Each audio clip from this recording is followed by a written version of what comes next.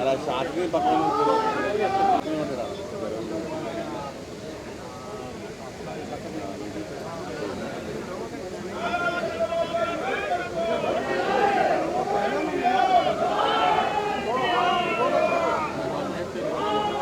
బాబు camera అమ్మా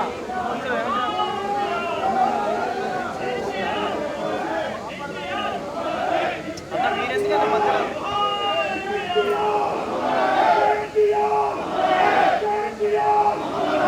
side రండి camera side రండి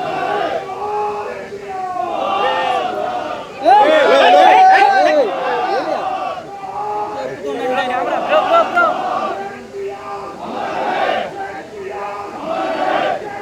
బ్రో బ్రో సైడ్ రండి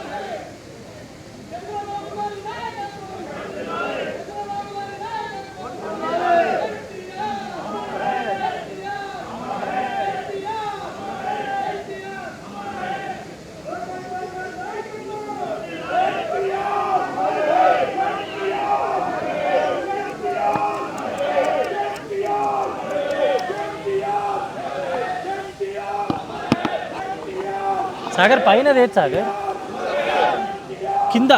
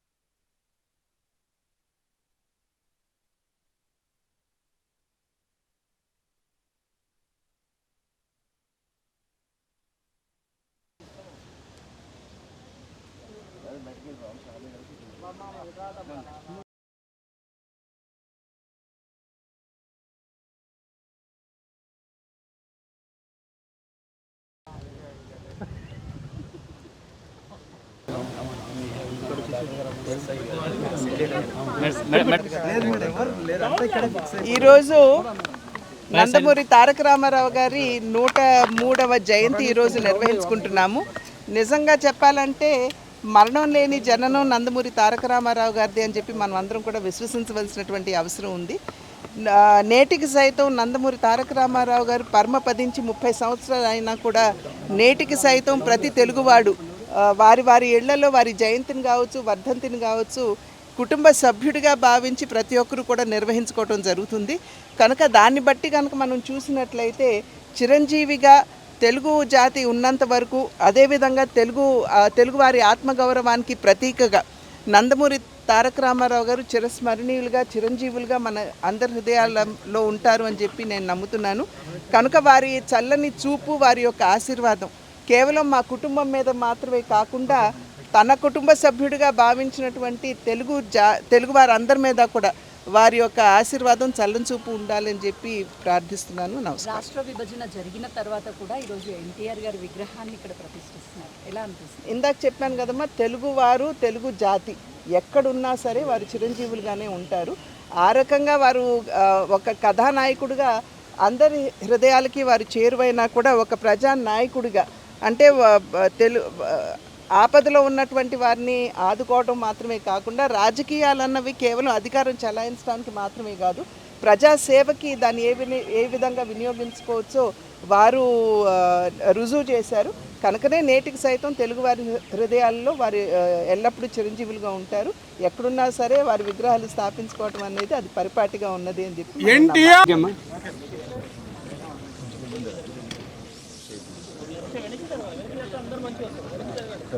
అందరికీ, ఈ విలేకరులందరికీ, ఎంతో సమయం నుండి ఎదురు చూస్తున్న మీ అందరికీ, అలాగే మా కుటుంబ శ్రేయభిలాషులకు, మన నందమూరి వంశ అభిమానులకు, ముఖ్యంగా మన నందమూరి తారక రామారావు గారి వీరసేన కార్యకర్తలకు, అభిమానులకు అందరికీ పేరు పేరు హృదయపూర్వక నమస్కారం.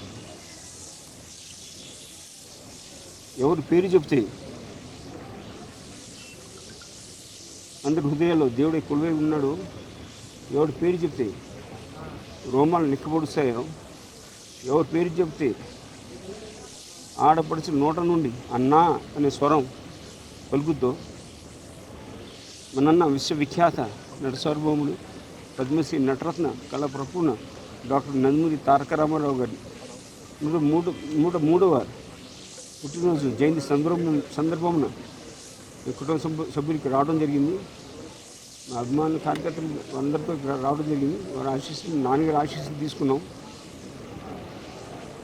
ఇక ఎన్టీఆర్ నాన్నగారు ఎన్టీ రామారావు జయమని చెప్పాలి. వారి గురించి ఎంత మాట్లాడినా తక్కువే, తల్లి తీరదు. ఆయన ఒక మహాపురుషుడు, యుగపురుషుడు, కళామ తల్లి వరాల బిడ్డ.